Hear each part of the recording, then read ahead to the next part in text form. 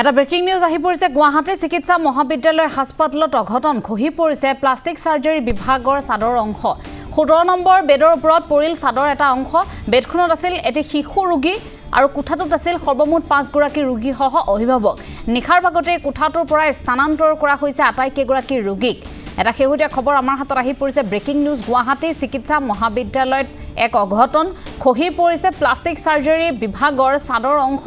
১৭ number বেডৰ ওপৰত চাদৰ অংশ এটা খহি পৰিছে বেডখনত এটি শিশু ৰোগী আছিল লগতে কোঠাটোত আছিল ৫ গৰাকী ৰোগী সহ অভিভাৱক নিখাৰ ভাগতে কোঠাটোৰ পৰা স্থানান্তৰ কৰা হৈছে আটাইকেইগৰাকী ৰোগীক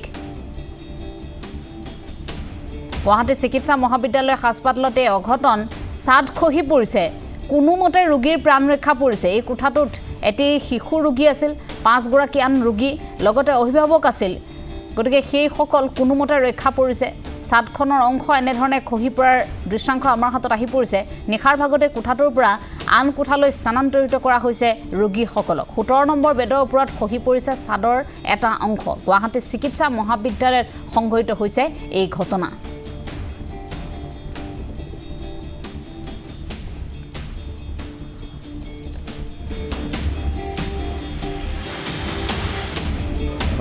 খবৰটো একচুৱেলি মিছাকৈ বিয়পিছে এনেকুৱা নহয় আমাৰ আপোনালোকে জানে বিল্ডিংটো বহুত পুৰণা হৈছে আৰু আমি এতিয়া প্ৰচেছ চলি আছে আমাৰ ডেমলিশ্যন আৰু শিফটিঙৰ এতিয়া যিহেতু অলপমান বতৰটো অনুকূল হৈছে আৰু মানে বৰষুণ পৰাৰ কাৰণে সেইকাৰণে তেওঁলোকে কনষ্ট্ৰাকশ্যন মানে গাঁতখিনি খান্দিব পৰা নাই সেইফালে যি হওক আৰু আমাৰ প্লাষ্টিক সাৰ্জাৰী ৱাৰ্ডত য'ত পেচেণ্ট ৰাখে আৰু তাৰে মানে ফাৰ্ষ্ট ফ্ল'ৰত আছে আজি পুৱতি নিশা ধৰক ৬টামান বজাত আমাক খবৰ দিলে যে এই যোনখন মানে চিলিং আছে আৰু চিলিঙৰ কোণাত একদম কোণাত তাতে তলত বিচনা নাথাকে তলত থাকে আমাৰ এই যোনবিলাক টেবুলবিলাক থৈ দিওঁ পেচেণ্টৰ দৰৱ চৰব চোৱা বা কিবা খোৱা বস্তু থাকে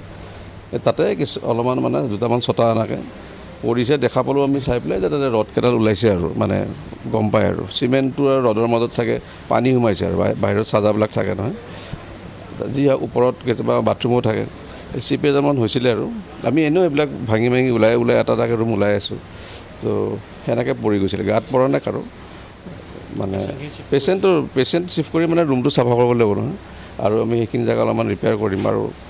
PWD চাইছে ক'ৰবাত যদি সেনেকুৱা হৈছে আগত আৰু হোৱা নাই গাত পৰাই নাই কাৰো এজনী পেচেণ্ট কোণাত আছিলে আৰু একদম কোণাত আমি পেচেণ্ট নথওঁ তাতে তলত এটা আমাৰ বক্স থাকে য'ত পেচেণ্টবিলাকৰ বস্তু থয় তাৰ লগতে যোনটো পেচেণ্টৰ বিচনা আছিলে মাক আৰু পুতে শুই আছিলে আৰু মাকৰ এই গুড়া অলপমান গাত গৈ পেলাই পৰিছিলে এনেকুৱা ছটা পৰা নাই ছটাবিলাক পৰিছে সেই টেবুলৰ ওপৰত বাকী চব ঠিকে আছে একো নাই আৰু আমি সেনেকৈ এতিয়া গোটেই চাবলৈ লাগে কিন্তু একচুৱেলি প্ৰচেছটো কি হ'ল আমাৰ যিহেতু এইখন স্থানান্তৰ কৰিমেই যিমানখিনি আৰু নৰ্মেল এক্সট্ৰা নৰ্মেল একো নকৰোঁ কোনখিনি আমাৰ জেগাত যদি কিবা এনেকুৱা আছে আমি গোটেই এটা স্পীডলি ছাৰ্ভে কৰিছে আজি আকৌ কিবা লগা হ'লে আমি আৰু সেইখিনি ৰিপেয়াৰ কৰি দিব লাগিব অলপ লাহে লাহে বেয়া হৈছে সেইকাৰণে ডিচিশ্যনটো ল'লে আৰু নাই লক্ষ্য কৰিছিলে এনেকুৱা নহয় সেইকাৰণে কোণাৰ ফালে আছিলে আৰু কিছুমান বস্তু ধৰিব নোৱাৰি নহয় ফুলি থাকিলে আৰু ভিতৰত চব ফ্ল'ৰবিলাকত চাব দিগদাৰী হয় আৰু এনেইতো আমাৰ প্লেনটো চলি আছিলে এতিয়া ধৰক আৰু এইবিলাক কথা আমি আকৌ ওপৰত কৈ দিব লাগিব তেতিয়াহ'লে চাগে আৰু সোনকালে আমি শিফটিঙৰ বা কনষ্ট্ৰাকশ্যনৰ গতিটো সিহঁতক যোনটো কোম্পানীয়ে পাইছে NCC সিহঁতক অলপমান আৰু গতিবিলাক যিহেতু ৰোধক টাইপ হৈছে এতিয়া গতিটো আৰু অলপমান আগুৱাই দিবলৈ কৈ দিম আমি